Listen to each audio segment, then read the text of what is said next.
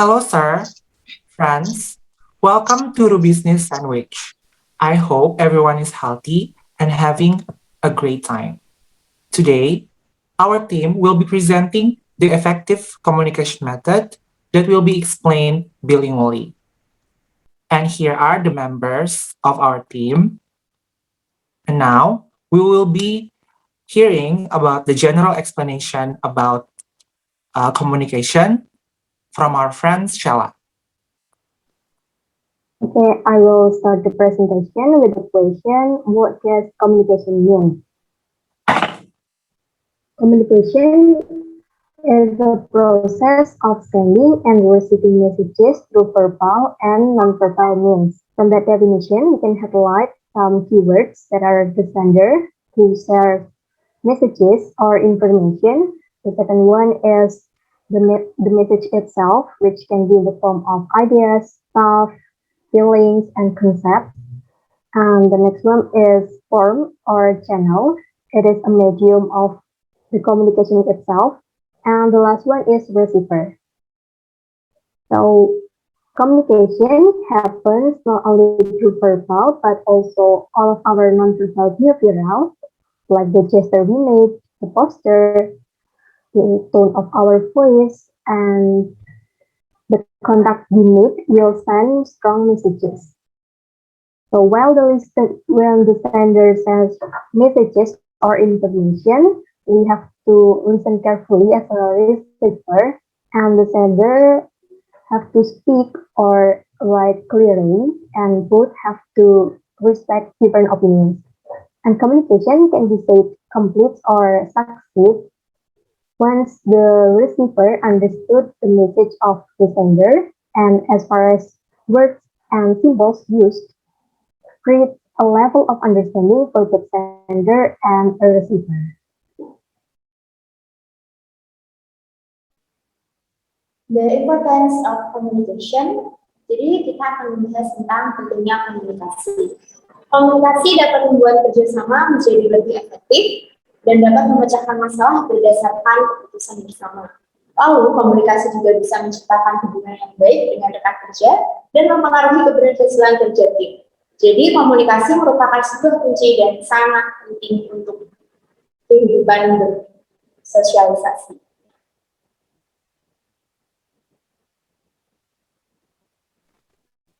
Kemudian selanjutnya ada effective communication component. Yang pertama yaitu effective listening, the ability to pay attention, understand, and respond to what others are saying, not the same as hearing. The characteristic of effective listening is listening carefully, stage of assessment, demonstrating behavior that indicate presence, reflecting back to by paraphrasing, and acknowledging and providing feedback.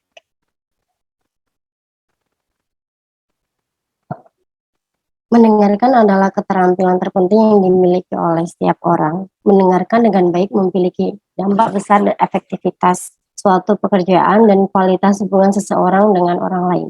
Seperti mendengarkan untuk mendapatkan informasi, mendengarkan untuk memahami sesuatu, mendengarkan untuk kesenangan, mendengarkan untuk belajar.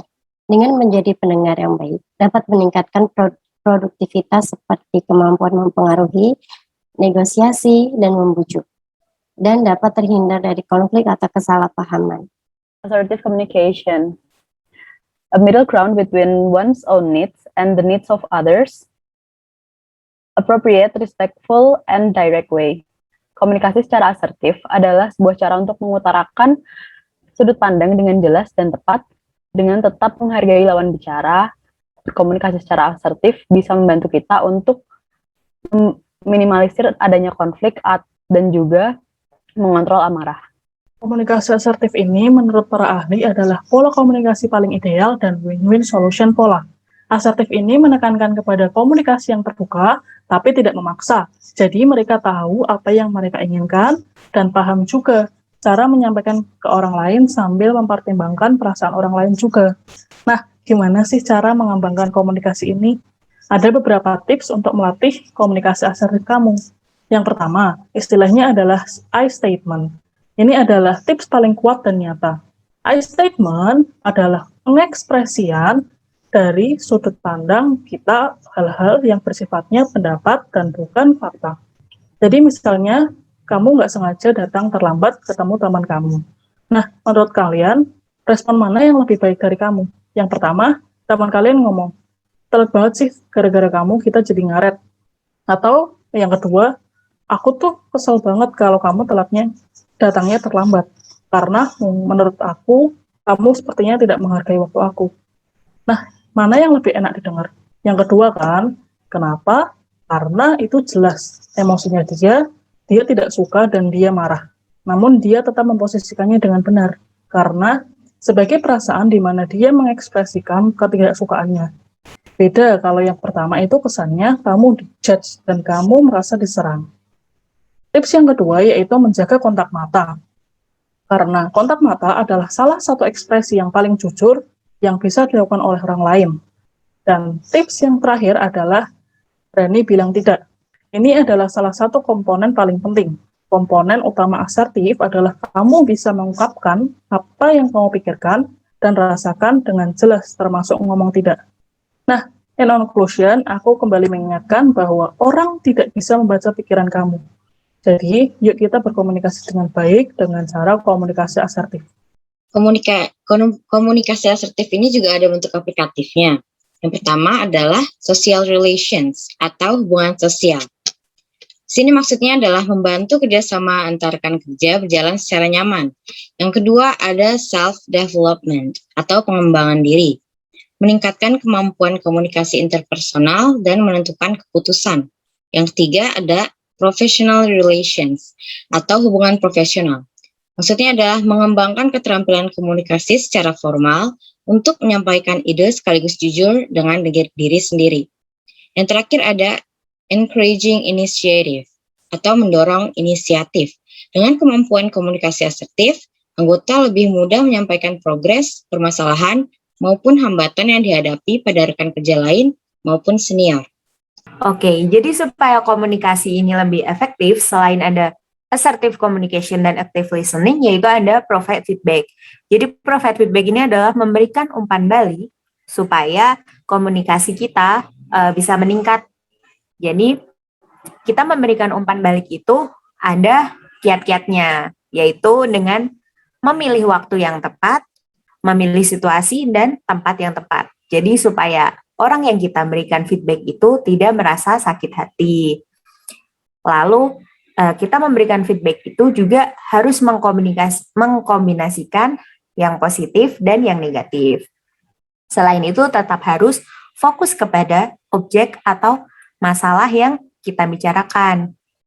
Lalu berikan juga, setelah kita memberikan feedback itu, kita juga memberikan tips-tips yang bermanfaat supaya tadi itu bisa lebih jelas gimana komunikasinya yang tadi kita memberikan kritik namun juga memberikan tips. Lalu selanjutnya untuk memberikan feedback ini kita bisa menggunakan sandwich method. Nah, sandwich method ini terdiri dari 3 komponen atau 3 bagian.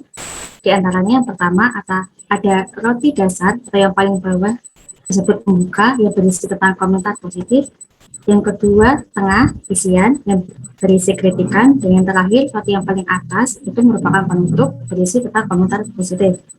Nah, tujuan dari adanya desain method ini adalah agar seseorang yang menerima kritik dari kita, mereka tidak akan merasa tersakiti, tetapi justru senang dengan pendapat yang kita berikan. Nah, untuk memberikan kenyamanan terhadap jiwa seseorang yang dikritik, teknik sandwich method ini sangatlah efektif dibandingkan jika kita langsung memberikan kritik kepada seseorang. Pasalnya, jika langsung memberikan kritik, takutnya dia akan sulit menerimanya, dan juga pasti akan berpikir bahwa dia akan selalu teringat akan ucapan-ucapan yang kita berikan kepada dia. Sekian. Before we close our presentation, ada pantun yang mau aku bacain. Pohon palem di simpang 3. Jangan lupa, buahnya tolong di bawah. Meskipun kita akan berpisah raga, namun tetaplah bersatu dalam jiwa. And I think it's enough from our group. Thank you. Thank you. Bye. Oke, thank you. Bye.